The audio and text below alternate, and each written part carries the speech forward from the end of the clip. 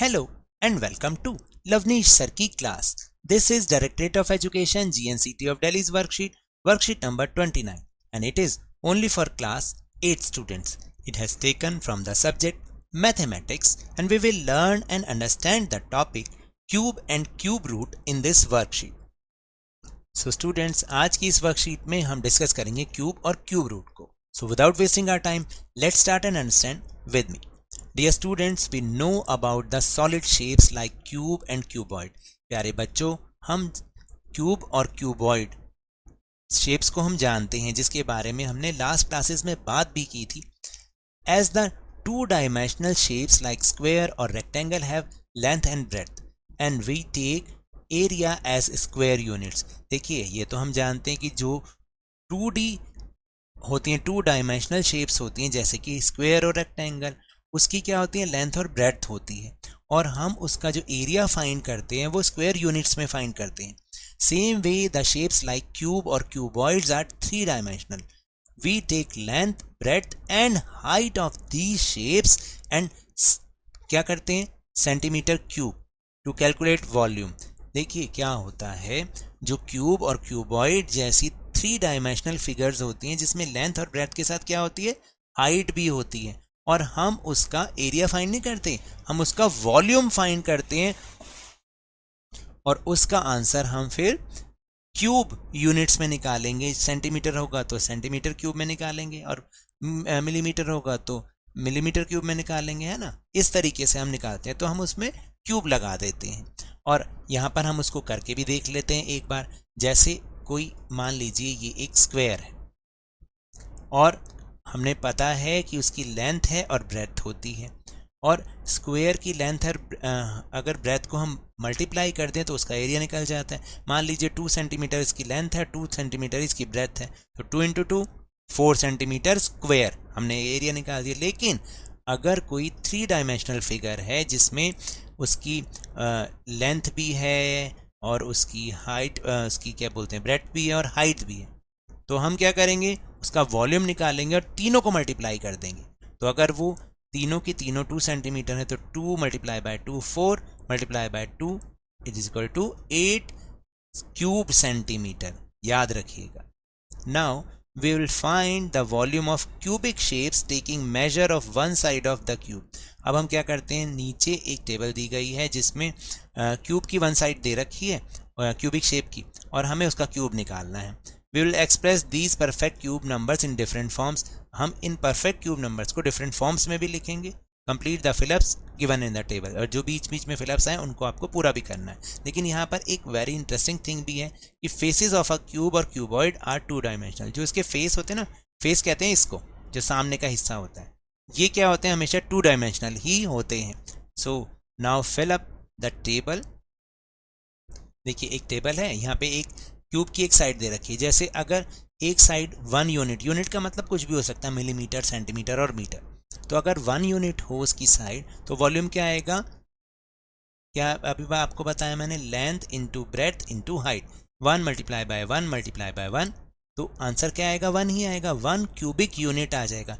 Unit में centimetre भी हो सकता है, मिलीमीटर भी हो सकता है, और मीटर भी हो सकता है. और परफेक्ट क्यूब नंबर क्या बना, 1. एक्सपोनेंशियल फॉर्म इसकी क्या बनेगी, जो कि हमने 7th में पढ़ी थी, जब हम उसको उसकी पावर के रूप में दिखाते हैं, तो 1 रेज टू द पावर 3. और expanded form 1 multiply by 1 multiply by 1. इसी तरह से जब 2 यूनिट हो तो उसका वॉल्यूम हो जाएगा 8 क्यूबिक यूनिट. नंबर क्या होगा, 8, और exponential form 2 raise to the power 3, expanded form 2 multiply by 2 multiply by 2. इसी तरह से अगर 3 यूनिट हो उसकी साइड, तो उसका वॉल्यूम क्या बनेगा, 27 cubic unit. Perfect cube number क्या होगा, 27, exponential form 3 raise to the power 3, expanded form ये होगी. 4 यूनिट होगा तो 64 क्यूबिक यूनिट उसका वॉल्यूम बन जाएगा, क्योंकि 4 multiply bye 4 multiply bye 4. Perfect cube number 64, exponential form क्या बन जाएगी, 4 रेज टू द पावर 3, और expanded form 4 multiply bye 4 multiply bye 4. इसी तरह से 5 यूनिट होगा तो 5 multiply by 5 multiply by 5, 125 cubic unit. तो आपने यहाँ पर भी 125 लिखना है, 125, और आगे इसको ऐसे पूरा करना है. अगर 6 यूनिट होगा तो यहाँ पर क्या हो जाएगा 216 क्यूबिक यूनिट बन जाएगा इसका volume. Perfect cube number 216 exponential form 6 raise to the power 3। फिर 7 यूनिट होगा तो 343 यूनिट बन जाएगा इसका, ठीक है, क्यूबिक यूनिट बन जाएगा। Perfect cube number exponential form और एक्सपेंडेड फॉर्म 8 का होगा तो यहाँ पर 512 यूनिट हो जाएगा, जो कि यहाँ लिखा भी हुआ। बाकी इस तरीके से 9 होगा तो 729, क्योंकि 9 multiply by 9 81 multiply by 9 729 unit, और यहाँ पर जो बन जाएगा वो 729, और इस तरीके से हम इसको पूरा कर देंगे।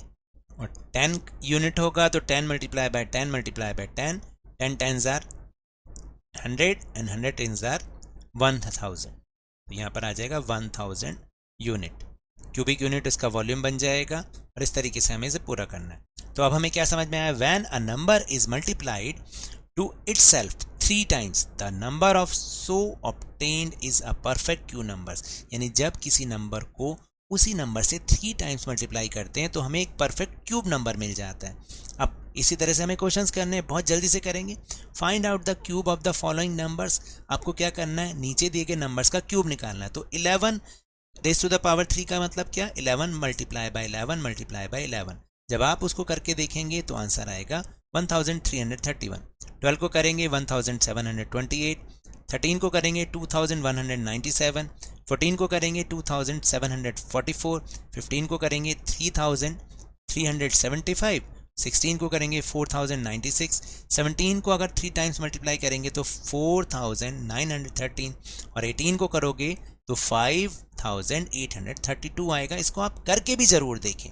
और उसके बाद आपको क्या करना है, उसके बाद हमें करना है draw the figure of a cube in a space given below. ऊपर सबसे पहले हमने क्यूब की फोटो देखी थी ना, बिल्कुल आपको स्केल की मेजरमेंट लेकर इक्वल रखनी है। क्यूब में हमेशा लेंथ, ब्रेथ और हाइट सेम होती है। तो अगर आप 2 सेंटीमीटर बना रहे हैं तो तीनों 2 सेंटीमीटर, 5 सेंटीमीटर बना रहे हैं तो तीनों 5 सेंटीमीटर। तो मैं यहाँ पर आपको एक रफली स्केच बना के दिखा देता हूँ, और आप बिल्कुल वैसा बनाएंगे लेकिन स्केल की हेल्प से। तो सबसे पहले आपको एक लाइन ऐसे एक स्क्वायर बनाना है, जो कि उसकी 4 साइड्स इक्वल होनी चाहिए, ठीक है। तो मैं तो अंदाजे से बना रहा हूँ, मुझे लगता है कि ये इक्वल ही होगा। आप लेकिन इसको स्केल के हेल्प से ही बनाएंगे, ठीक है। ऐसे बना लिया हमने। फिर एक स्क्वायर आप ऐसे भी बनाएं, ठीक, ऐसे। थोड़ा सा हो सकता है गड़बड़ बनाओ, लेकिन आप इसको स्केल की हेल्प से ही बनाएंगे, ठीक है, इस तरीके से। तो आपने कैसे क्यूब बनाना है, बिल्कुल इस तरीके से बनाना है। So now that's all for this worksheet. अगर मेरे इस तरह समझाने से अब आपको समझ में आने लगा है तो इस चैनल और वीडियो को लाइक कीजिए, शेयर कीजिए, और अगर आप न्यू है तो सब्सक्राइब भी कर लीजिए, ताकि सारी नोटिफिकेशंस आपको टाइमली मिल जाए। और टेलीग्राम ऐप पर हमारा चैनल लवनीश सर की क्लास, उसको ज्वाइन करना ना भूलें। उसका लिंक आपको इस वीडियो के डिस्क्रिप्शन बॉक्स में मिल जाएगा। But remember, whenever you will go outside or especially whenever you will go to your school, please wear your mask. और जब भी आपकी टर्न आए कोरोना की वैक्सीनेशन ज़रूर लगवाएं, क्योंकि कोरोना को हराना है और ज़िंदगी को एक बार फिर से सुहाना बनाना है, इसी उम्मीद के साथ। Thank you very much.